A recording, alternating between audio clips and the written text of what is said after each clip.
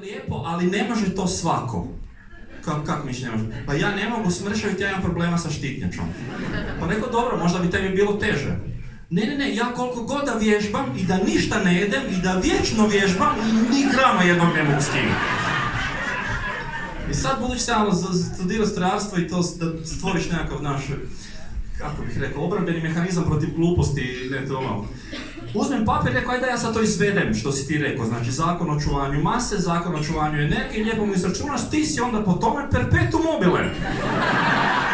Znači, ti i tvoji kolege vi bi mogli vječno vrti onaj bicikl, znaš, i ništa ne jest i stvarate energiju. Vi bi bili heroji koji bi spasili zemlju energetski. Ne trebaju više fosilna goriva, samo vas par kretena sa štitnjačom majci koji imate problema.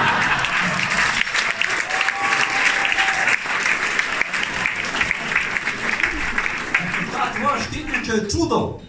Ti bi to treba ugraditi u golfa dvojku, majke ti džabe da se razvijela.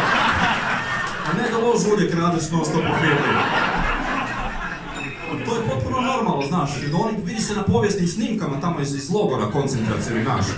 Imaš onu ekipu koja je jako smršava jer su bili na nešto lakšoj hrani 3 godine i onda dvojica dođu, oni su imali problema sa štitnjacom cijelo vrijeme. Ja ne može zakopčati onu odoricu logorašku. I onaj film kad se sruši avion, znate, pa jedu mrtve.